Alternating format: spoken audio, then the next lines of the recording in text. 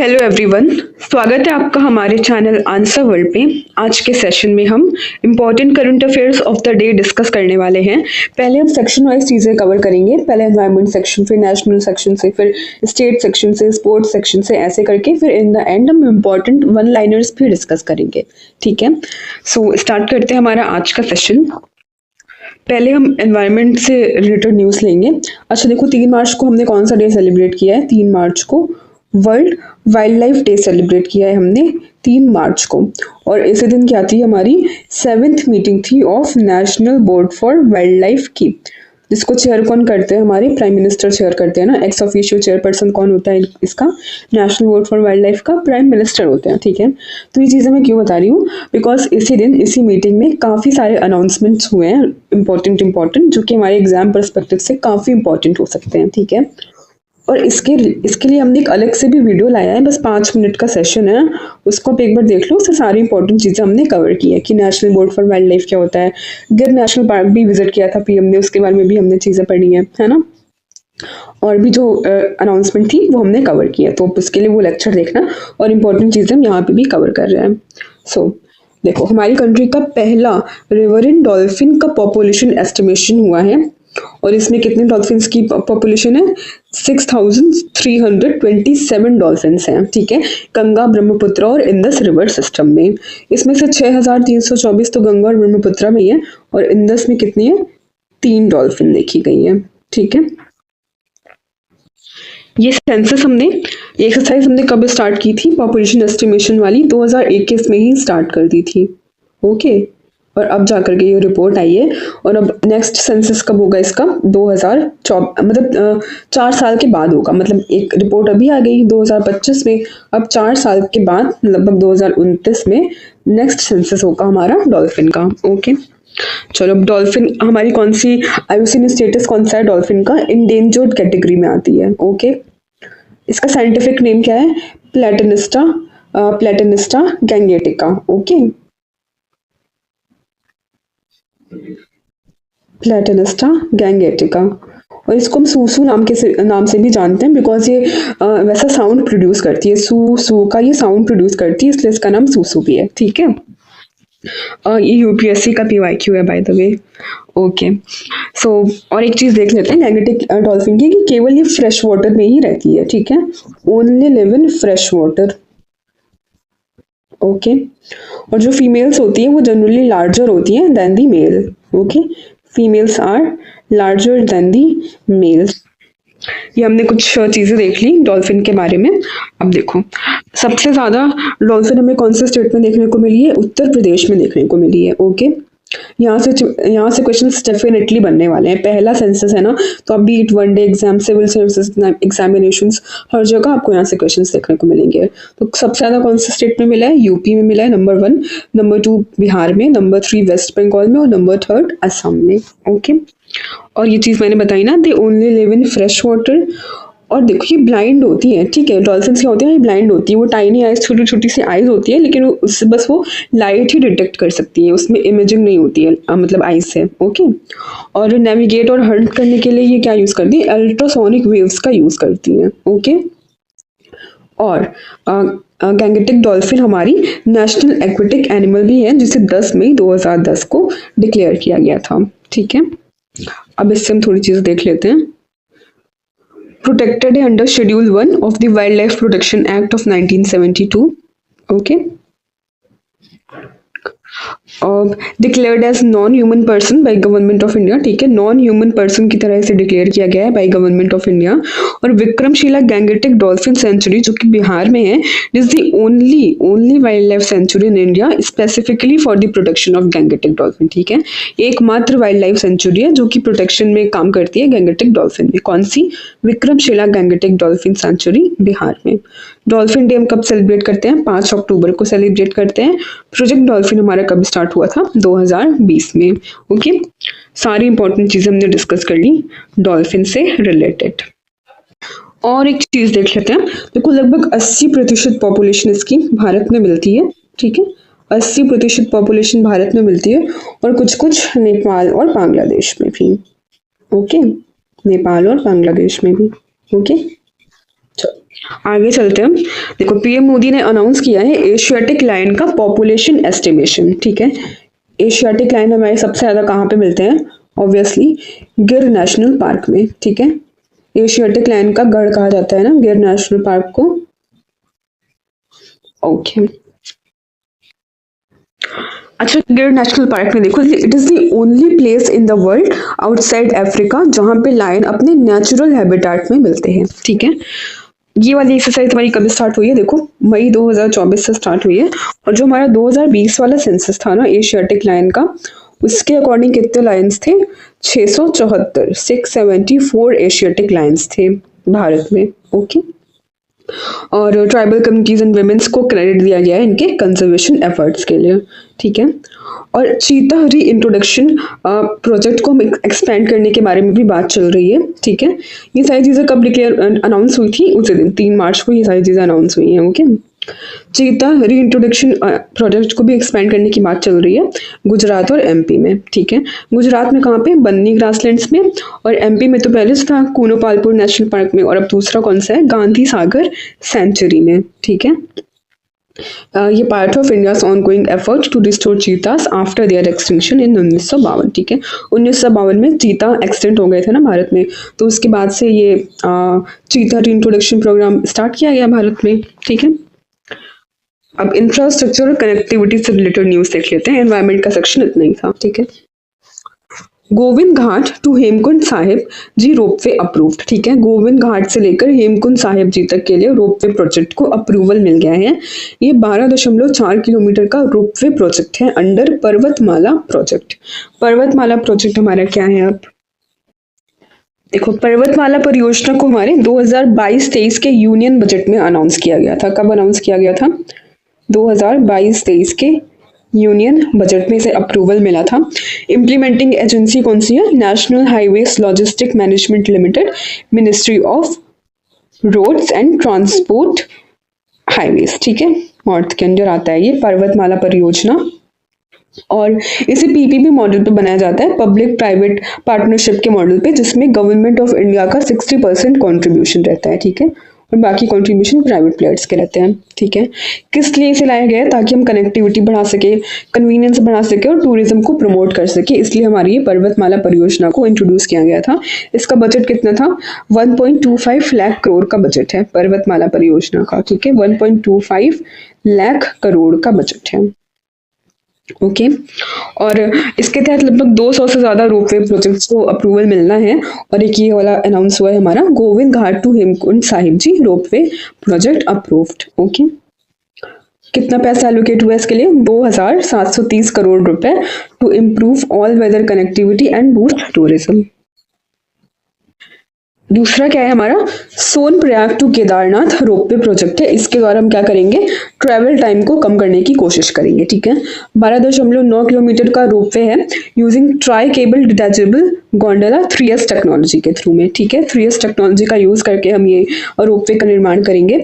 कितना पैसा एलोकेट हुआ है? 4081 करोड़ रुपए to reduce travel from 8-9 hours to 36 minutes. Okay, अब हम आते हैं हमारी स्टेट न्यूज पे। उत्तराखंड सरकार ने हमारी अप्रूव कर दी है यूनिफाइड पेंशन स्कीम और न्यू एक्साइज पॉलिसी को। यूनिफाइड पेंशन स्कीम हमने डिटेल में डिस्कस किया था हमारे प्रीवियस लेक्चर्स में। ठीक है, यूनिफाइड पेंशन स्कीम अलाइन करेगी हमारे सेंट्रल गवर्नमेंट के पेंशन रिफॉर्म से। कब से इम्प्लीमेंट हो रही है? 1 अप्रैल 2025 से ये इम्प्लीमेंट हो रही है। ठीक है, रिसेंट अपॉइंटमेंट्स देख लेते हैं। Ajay Bhadu appointed as CEO of government e market place. Government e market place का सीईओ किसे बनाया गया है? अजय भादु जी को। ठीक है, गवर्नमेंट ई मार्केट प्लेस क्या है? देखो, इससे गवर्नमेंट क्या करती है? ऑनलाइन प्रोक्योरमेंट करती है of commonly used goods and services जो कि रिक्वायर्ड होते हैं by various department, organisations, PSUs के द्वारा। ठीक है, इससे क्या करते हैं? बेसिकली बिचौलियों को बीच से हटा देते हैं ताकि और ट्रांसपेरेंसी आ सके। तो ये ऑनलाइन प्रोक्योरमेंट कर लेते हैं सारी चीज़ों का, जो कुछ भी सरकार को चाहिए होता है वो ऑनलाइन प्रोक्योर करते हैं इससे। कब इसे लॉन्च किया गया था? अगस्त 2016 को। ओके, अजय भादु जी कौन है? 1999 बैच के आईएएस ऑफिसर हैं, करंटली एडिशनल सेक्रेटरी हैं कॉमर्स डिपार्टमेंट में, और लीड करते हैं GM transformation with TCS support. Doctor Ajit Ratnakar Joshi ji को बनाया गया है हमारे आरबीआई का एग्जीक्यूटिव डायरेक्टर। ठीक है। Overseas statistics and information management and financial stability department. ठीक है, ये सारी चीजें करेंगे। आरबीआई का एग्जीक्यूटिव डायरेक्टर क्या क्या करता है? ओवरसी करता है स्टैटिस्टिक्स एंड इंफॉर्मेशन मैनेजमेंट और फाइनेंशियल स्टेबिलिटी डिपार्टमेंट्स को देखते हैं। ठीक है। डिफेंस सेक्शन से क्या इंपॉर्टेंट न्यूज है? डीआरडीओ ने सक्सेसफुली टेस्ट किया है हमारे life support system for Tejas aircraft. अब पहले देखते हैं हमारा तेजस एयरक्राफ्ट क्या है। देखो, ये फाइटर जेट है, basically multi role combat aircraft है, जिसको मैन्युफैक्चर किसने किया है? हिंदुस्तान एरोनॉटिक्स लिमिटेड ने इसे मैन्युफैक्चर किया है। तेजस को हिंदुस्तान एरोनॉटिक्स लिमिटेड ने मैन्युफैक्चर किया है। ठीक है। डिजाइन किसने किया है?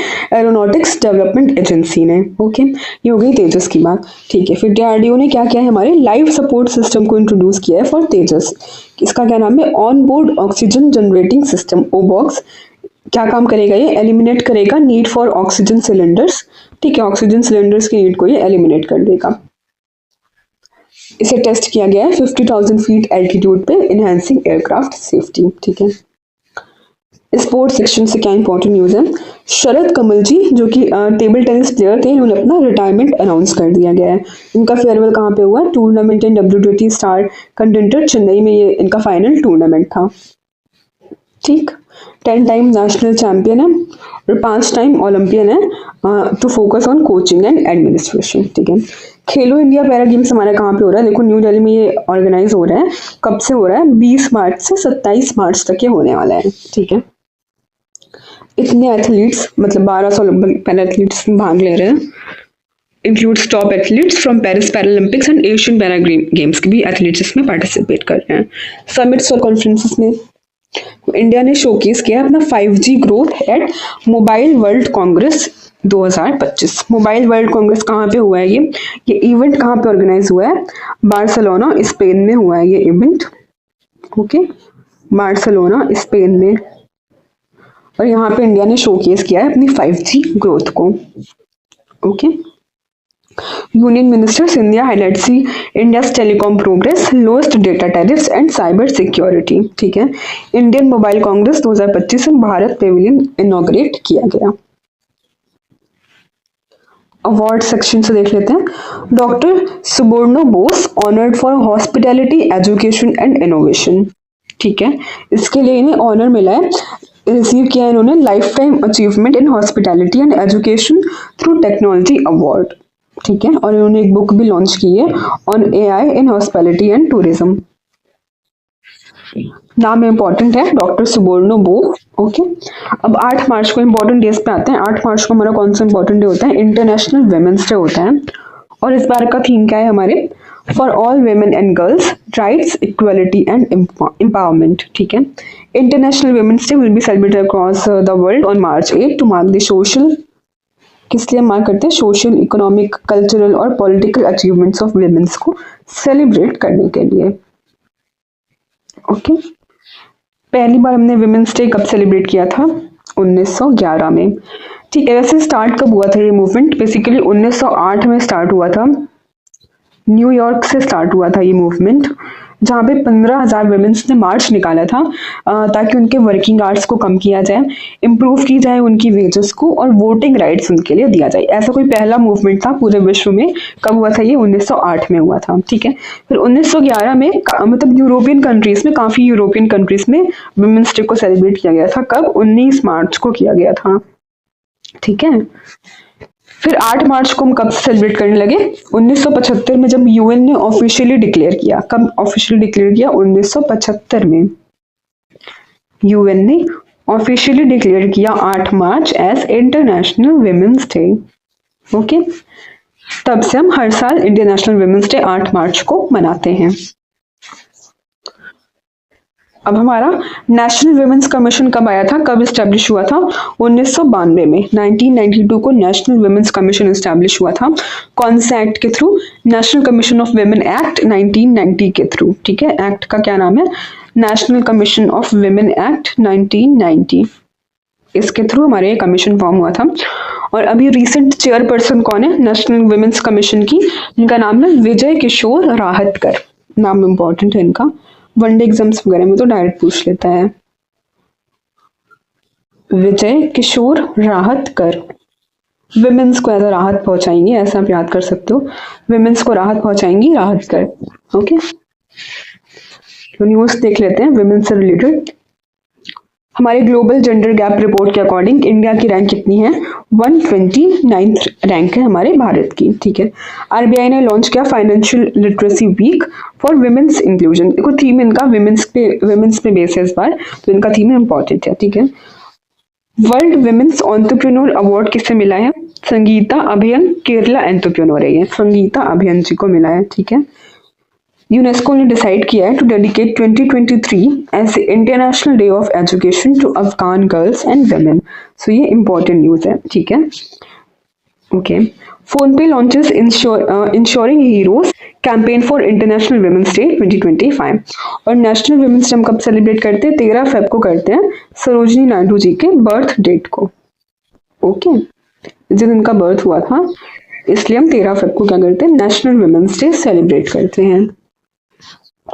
आगे चलते हैं। ओके, तो ये हमारी सेक्शनल न्यूज कवर हो गई है। अब हम इंपॉर्टेंट वन लाइनर्स देख लेते हैं। ठीक है, ओके, साहित्य अकादमी हमारा होस्ट करने वाला है एशिया का लार्जेस्ट लिटरेचर फेस्टिवल। ठीक है, पूरे भारत का ही नहीं, एशिया का लार्जेस्ट लिटरेचर फेस्टिवल होस्ट करने वाला है साहित्य अकादमी। इसका क्या नाम है, साहित्योत्सव नाम है, इन न्यू दिल्ली। कब से कब तक, 7 मार्च से 12 मार्च तक। और जब ये कंक्लूड हो जाएगा तो हम इससे और रिलेटेड न्यूज पढ़ेंगे। ठीक है, डिटेल में इससे रिलेटेड न्यूज हम पढ़ने वाले हैं। स्वावलंबी विमेन एंटरप्रेन्योरशिप प्रोग्राम को लॉन्च किया गया है by ministry of skill development and NITI Aayog to equip female students with business skill.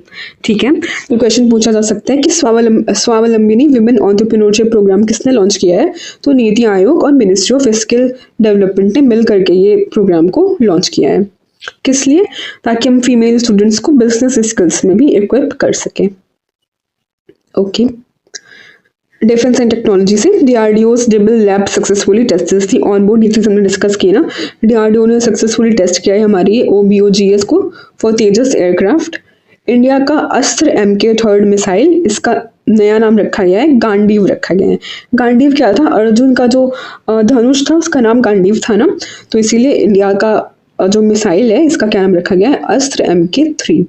इसका रेंज कितना है, 340 kilometre, surpassing China's PL-15 and US AIM 174। Okay, solar industries को देखो कॉन्ट्रैक्ट मिला है, मल्टी मोड हैंड ग्रेनेड्स ये प्रोवाइड करने वाले इंडियन आर्मी को 239 करोड़ का कॉन्ट्रैक्ट इन्हें मिला है, किसे, सोलर इंडस्ट्रीज को।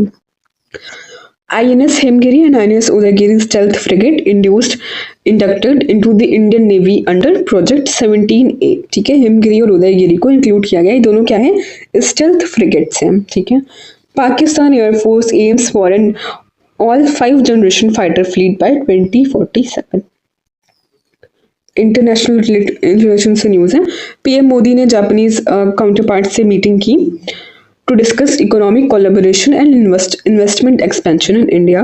ठीक है, external affair minister S Jaishankar held talks with the UK counterpart. Okay, world affair से रिलेटेड न्यूज है, पाकिस्तान अफगानिस्तान टेंशन राइज हुई है, एक्सचेंज हुई है फायर वहाँ पे तोरखम बॉर्डर पे। तोरखम बॉर्डर पूछ सकता है एग्जाम में कि तोरखम बॉर्डर कहाँ पे पड़ता है, तो पाकिस्तान और अफगानिस्तान के बीच का ये बॉर्डर है। NASA's Firefly Aerospace Blue Ghost spacecraft successfully lands on the moon under the CLPS program। ठीक है, ये किसका मिशन है, नासा का है ना ये फायरफ्लाई। ये पूछ सकता है कि Firefly aerospace blue ghost spacecraft किसका है, तो ये नासा का है। ओके, स्पोर्ट्स सेक्शन से ये चीज हमने डिस्कस की, शरद कमल ने रिटायरमेंट अनाउंस किया है। खेलो इंडिया पैरा गेम्स हमारे कहाँ पे हो रहे हैं, न्यू दिल्ली में हो रहे हैं। ओके, सो ये था हमारा आज का session. I hope you all like this session. Please do like, share and subscribe our channel. Thank you, bye bye.